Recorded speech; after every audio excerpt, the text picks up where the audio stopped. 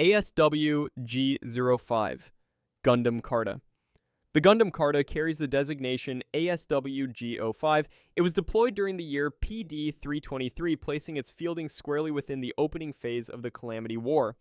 As one of the original 72 Gundam frames manufactured by Agnika Kaieru, it entered the conflict at a moment when the war's trajectory was still being determined by which side could deploy these weapons first. The PD-323 deployment date puts it among the earliest Gundam frames to see active combat. The timing of its deployment matters more than it might appear. The Calamity War ran from PD-323 through PD-325, a span of roughly 3 years in which the Gundam frames served as the decisive instrument of Agnika Kaieru's military campaign.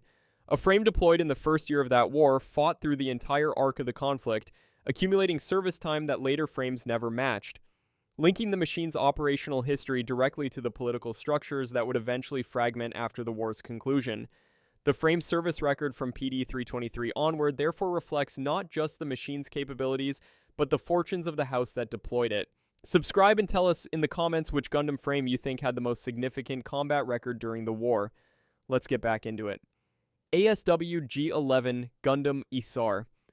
The Gundam Isar bears the designation ASW-G-11, where the Carta's story begins with a specific deployment date.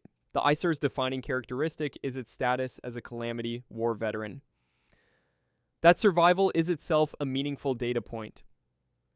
Of the 72 Gundam frames Agnika Kaieru built, not all of them made it through to the war's end, and those that did often carried operational histories that shaped how their inheriting factions used them in the century that followed. A Calamity War veteran carried more than just the prestige of having survived the conflict. It represented institutional knowledge, a proven platform, and in many cases a symbol of legitimacy that mattered enormously in the fragile political settlement that ended the war. The Isar's service through the full PD-323 to PD-325 span means it saw every major phase of the war, from initial Gundam frame deployments through the escalation that ultimately decided the conflict's outcome. That breadth of experience is what separates it from frames deployed later or withdrawn earlier, and it shaped how House Hive leveraged the machine in the decades that followed. ASW-G-29 Gundam Gusion. Where the previous frame operated strictly within its house's military structure, this one operated outside any house's structure at all, not out of some deliberate philosophical stance, but because no house ever claimed it. Gusion was deployed during PD-323 during the Calamity War as a freelance unit, one of the 72 ASW-G frames built by Agnika Kaieru. That single detail exposes a problem the Calamity War's history books never adequately addressed. The war produced 72 Gundam frames produced during the Calamity War. Most frames carried documented house affiliations. Gusion has no such lineage, which creates the impression that it slipped through the cracks of Agnika's distribution system, a casualty of wartime logistics and bureaucratic chaos. But that framing gets it backwards. The war didn't accidentally leave this frame unassigned. The distribution system Agnika designed never actually assigned all 72 frames in the first place. The math simply doesn't work out cleanly. 72 frames, 7 houses, and yet the documented allocations don't divide evenly. And more importantly, they don't account for Gusion at all. If every frame was supposed to be allocated and every allocation was supposed to be recorded, then an unassigned frame shouldn't exist in the final count. Gusion's presence as a freelance unit deployed in PD-323 means the production total and the allocation record contradict each other, and the record is the part that gives way. The official history calls Gusion a logistical anomaly. That's a charitable way of saying the record doesn't explain it. What the record does show is that the frame operated throughout the war's final year without any house claiming ownership, without any noble house stepping forward to say it had been assigned to their forces, without any transfer documentation appearing in any surviving archive. For an entire year of active deployment, Gusion existed outside the one organizational system that was supposed to govern every ASW-G frame's existence. And that's where the inversion becomes clear. The Calamity War's official narrative treats the house allocation system as a functioning structure that distributed 72 frames across 7 great houses, a system that worked well enough until the war ended. Gusion proves the system never actually worked the way the history books say it did. Agnika Kaieru built 72 frames for a war involving 7 houses, and at least one of those frames was never claimed by any of them. The full mechanics of frame allocation remain undocumented, or, and this is the conclusion the evidence forces, the rule that all frames belong to houses was a rule that existed only in the official record, never in the actual conduct of the war itself. ASW-G-04 Gundam Astaroth. If a frame operating completely outside any house's control was alarming, a frame operating entirely within a house's control is worse, because it means whatever that house did with it carries the full weight of official military authority. Astaroth was one of the 72 ASW-G frames built by Agnika Kaieru, deployed during the Calamity War's final years. The frame's designation, ASW-G-04, places it among the earliest production units in the series, built when the war was already underway and the demand for functional mobile suits had outpaced every existing supply chain. The frame was configured for frontline engagement.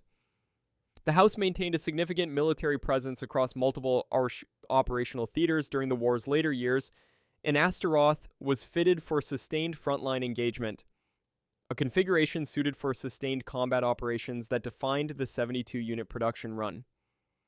Arbroath deployed the frame consistently through to the war's end in PD 325, and the House's military archives document its continued operational status throughout that period.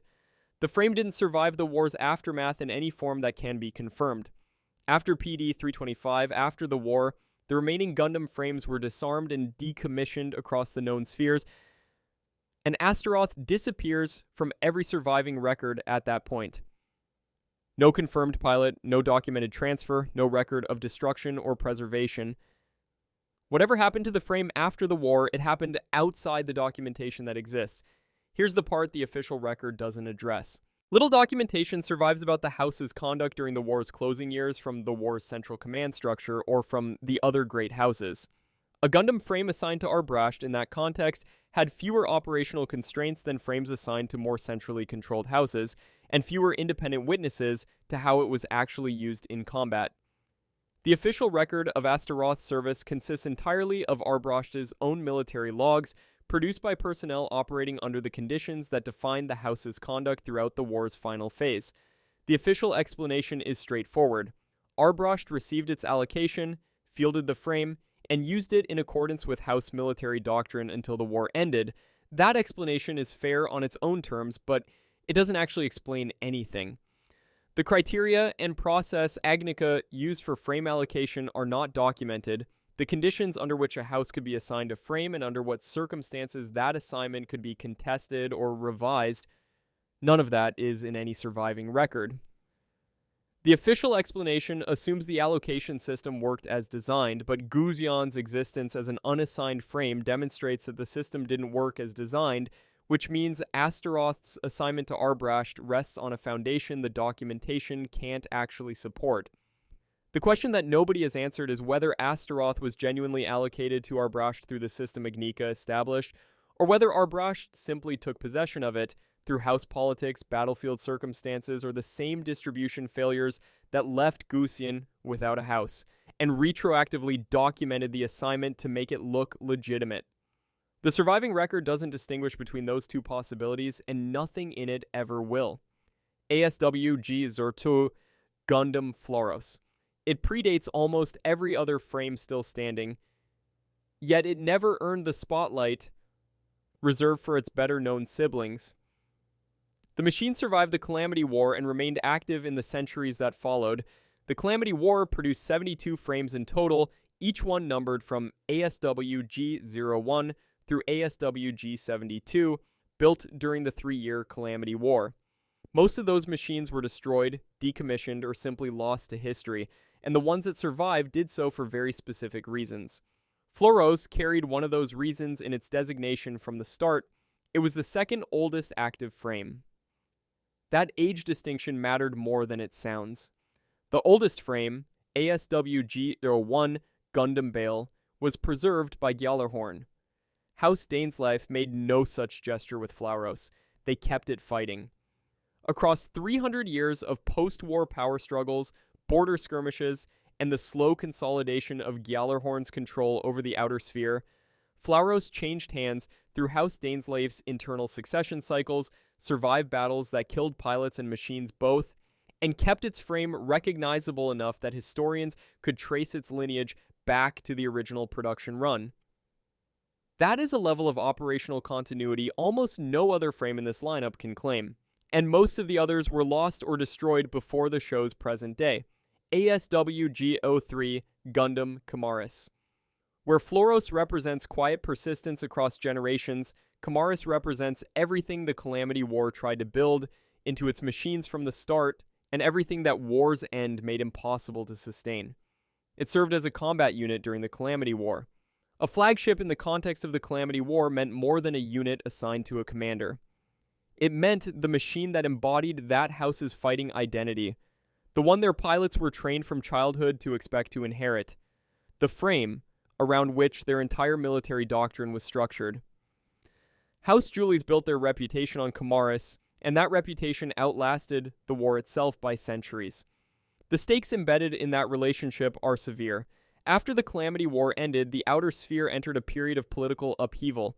Most houses either lost their frames or lost the capacity to field them. House Julies held on to Kimaris, but holding a flagship through centuries of peace meant carrying something that had been designed for total war, a frame built for combat during the Calamity War, into an era where such coordinated warfare no longer existed. The tension between what Kimaris was built to do and what its pilots could actually use it for defines much of its documented history. The Outer War over, the machine became an artifact of power rather than a tool of it, and that shift from instrument to symbol is exactly where most Calamity War frames ended up. ASW-G-01 Gundam Bael. Where Kimaris marked the peak of House Julies' martial display, Bael sits at the exact opposite extreme of the same spectrum, and the weight of that difference is impossible to overstate. The designation ASW-G-01 carries a specific kind of gravity that frame number 07 simply cannot touch, because the numbering was never arbitrary. Of the 72 Gundam frames manufactured during the Calamity War, Bael is the oldest surviving example, not one of the oldest, not among the oldest, but singularly the oldest, a distinction it holds entirely alone. That one fact reframes everything about what this machine actually is. House Arianrhod fielded Bael as its primary weapon throughout the war and into the centuries that followed, which means this frame was never sitting in storage,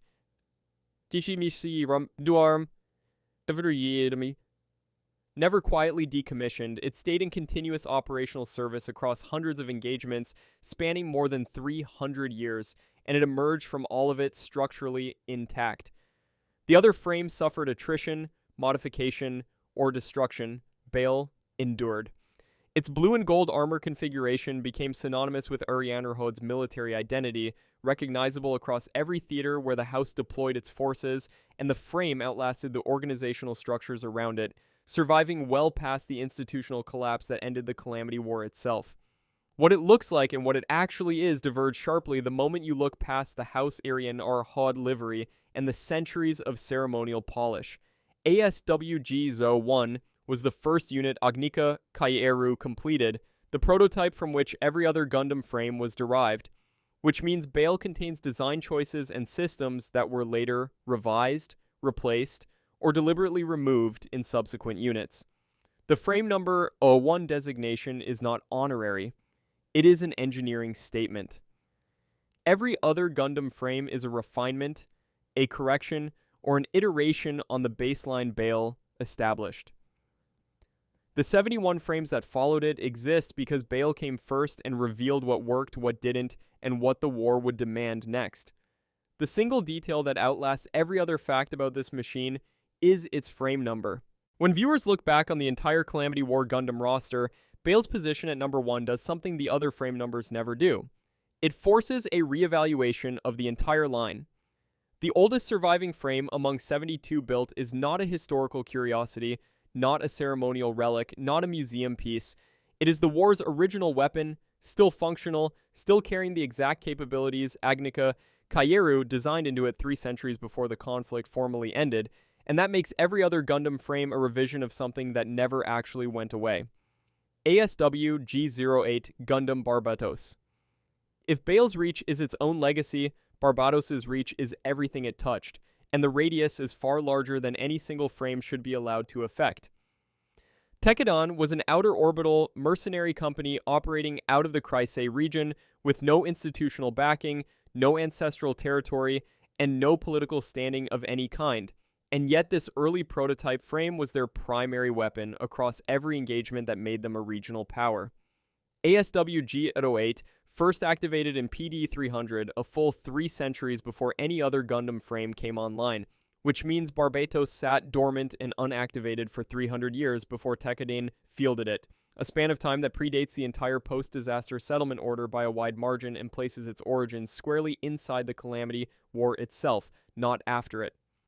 The early prototype designation matters more than it initially appears, because prototype in this context means Barbatos was among the first units assembled during the war's earliest phase, before the manufacturing process was standardized across all 72 frames. Its systems reflect that origin.